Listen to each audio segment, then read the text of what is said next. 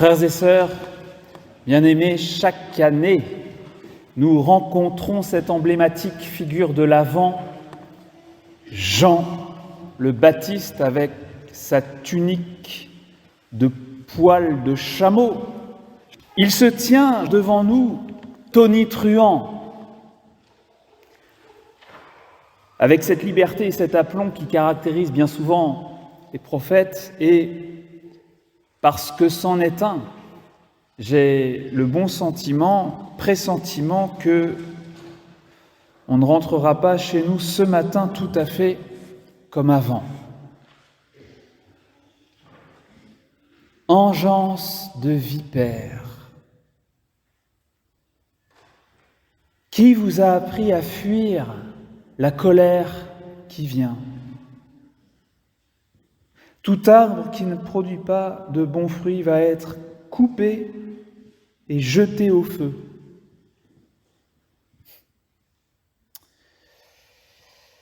Jean, malgré toute sa douceur, n'y va pas de main morte, il y va carrément à la hache. Et je crois qu'on a pris un peu l'habitude de s'en tirer assez facilement, à bon compte, en disant que Jean se trompait, qu'il en était resté à la première alliance et que Jésus, doux et humble de cœur, Jésus si indulgent avec les pécheurs, allait le surprendre et le déstabiliser, et c'est en partie vrai. Ne serait-ce que parce qu'il n'existe aucun être humain éclairé que l'amour infini du Christ ne déstabiliserait pas. L'infini nous fait perdre pied, car l'infini nous est étranger. Pour autant, on ne saurait dire que Saint Jean-Baptiste soit complètement à côté de la plaque. Il mange des sauterelles. Dans le judaïsme, sachez-le, on considère que les sauterelles, c'est une nourriture qui procure la sagesse. Essayez, vous verrez.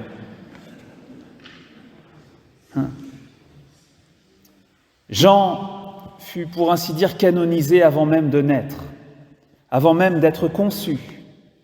C'est l'archange Gabriel qui annonce à son père Zacharie qu'il sera rempli d'Esprit Saint dès le ventre maternel, c'est-à-dire sanctifié, rendu saint par l'Esprit de Dieu dès le sein maternel. In utero, Jean est rendu saint. Et Jésus déclara qu'il était prophète. Oui, et plus qu'un prophète. De plus grand que Jean, parmi les enfants des femmes, dit le Christ, il n'y en a pas. Son aura est phénoménale. On vient de partout pour le voir, autant que pour l'entendre. Et la tradition des icônes en Orient, je ne sais pas si vous le savez, le représente avec des ailes magnifiques, comme des ailes d'aigle, pour signifier la sainteté hors pair de cet homme, cousin de Jésus, sainteté telle qu'il avait mené au désert une vie plus digne du ciel que de la terre, semblable à celle des purs esprits angéliques, incorruptibles. Non, Jean n'est pas un petit joueur qui se plante. Mais alors quoi? Comment comprendre? Pourquoi est-ce qu'il parle comme ça? Eh bien, notons tout d'abord que ces mots les plus tranchants s'adressent plus spécialement à des pharisiens, à des sadducéens, ceux-là même envers qui Jésus aussi se montrera quelquefois sévère. Par exemple, saint Marc raconte qu'un jour de Shabbat, navré de l'endurcissement de leur cœur, Jésus promena sur son auditoire un regard de colère. Jésus était navré dans son cœur. Il eut à leur endroit des paroles taillées comme des flèches pour transpercer l'épaisse armure de ces êtres orgueilleux qui se prenaient pour des justes et méprisaient tous les autres. De ce point de vue, donc, c'est le même esprit qui brûle en Jésus et dans le Baptiste. C'est le même esprit et c'est le même amour qui s'exprime. Et c'est là que je voulais en venir, car la colère de Dieu dont il s'agit ici n'est pas ce que vous croyez. La colère de Dieu, ce qu'on appelle la colère de Dieu, c'est son refus catégorique du mal. Dieu est amour, Dieu est lumière, il n'y a pas de ténèbres en lui. Il y a en lui une incompatibilité absolue avec le mal et les ténèbres de nos cœurs. Sa désapprobation du péché total n'a d'égal que son amour pour nous. Voilà la colère. Et la colère, c'est aussi sa détermination à faire cesser le mal qu'il n'aime pas et qui est jugé par le fait même que cela jure par contraste avec sa bonté. Quel contraste en effet entre la vie du Christ et la nôtre. Quel contraste entre la vie de Jésus et celle des pécheurs que nous sommes. Sa bonté, sa justesse, son équité, sa droiture, son honnêteté, son courage, son amour inconditionnel, constant envers tout homme, manifeste par eux-mêmes sa désapprobation totale du mal sous toutes ses formes. Et de ce point de vue, j'espère me faire bien comprendre, le vendredi saint est par excellence le jour de la colère. Pas parce que ce jour-là, comme on a pu le dire ou l'entendre, Jésus aurait reçu du Père injustement, mais par obéissance, le châtiment des autres, celui que nous mériterions. Ce serait horrible de penser une chose pareille, et Benoît XVI, Dieu merci, l'a dénoncé à plusieurs reprises. Non, le calvaire est le lieu de la colère par excellence parce que l'amour y éclate au grand jour et par contraste, le péché y est mis en lumière, dénoncé, jugé pour y être détruit. Et dans son encyclique « Sauvé en espérance », Benoît XVI a écrit des choses magnifiques sur le purgatoire, où je sais que vous avez tous très envie d'aller. Je voudrais vous les lire maintenant parce qu'elles étayent mon propos. Je crois qu'elles valent aussi pour ici-bas, quoique dans une moindre mesure.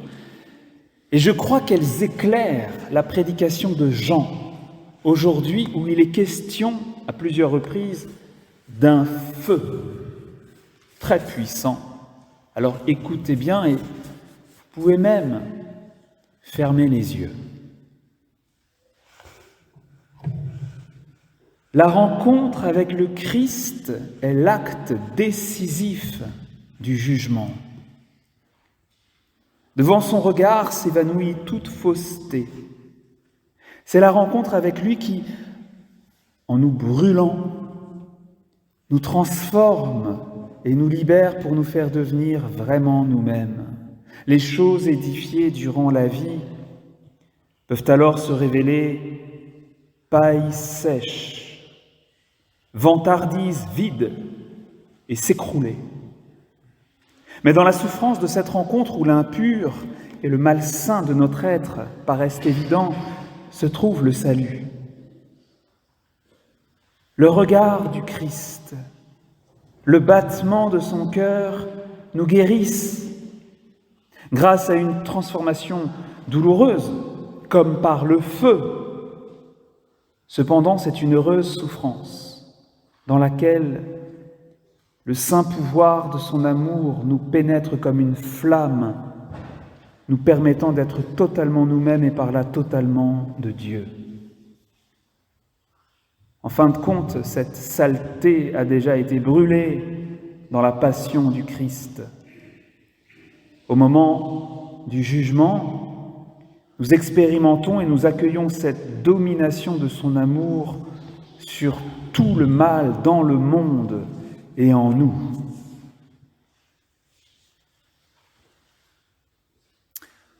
Pour un être humain, rien de plus grand en ce monde et dans l'autre que d'accueillir cet amour-là, de recevoir Jésus, notre Sauveur.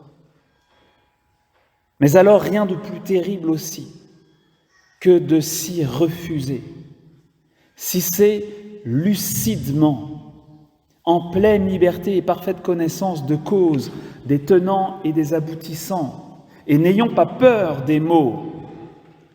C'est Satan qui pousse l'homme à fuir la croix du Christ, à dire non, à se fermer ainsi à l'amour qui nous a créés, qui veut nous sauver, qui veut nous arracher à tout ce qui jure, tout ce qui contraste avec lui dans nos vies.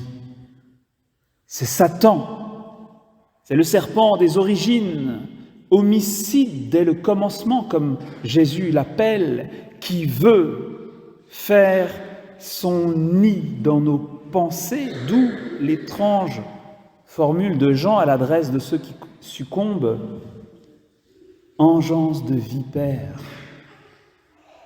Engeance de vipère.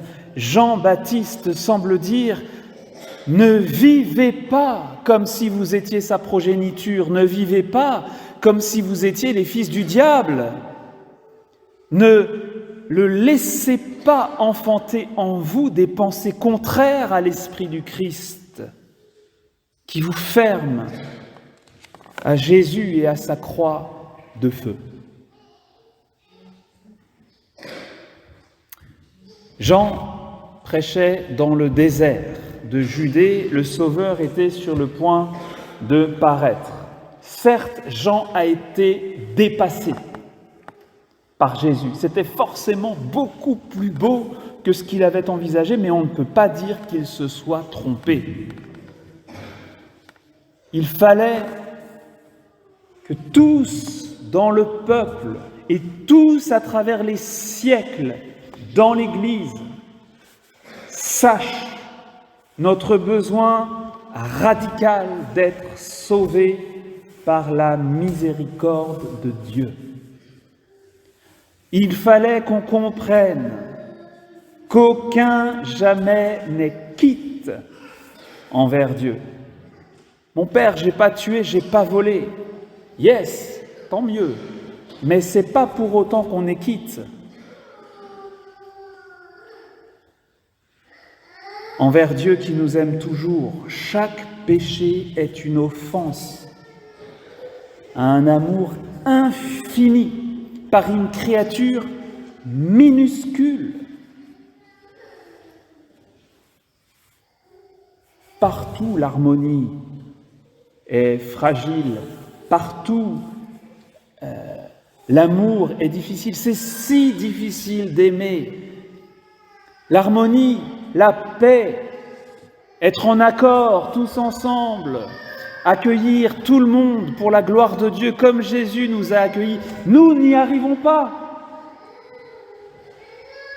Et c'est si difficile qu'on a peine à croire que la vision d'Isaïe puisse un jour se réaliser. Il est si difficile d'aimer. Il fallait donc que l'avènement du Messie soit perçu comme vitale pour nous, la rencontre avec lui cruciale. Alors Jean ouvre la bouche comme on sort la hache et il y va à fond. Il révèle la grave blessure en nous tous. Il dénonce le gouffre du mal et l'enfer possible.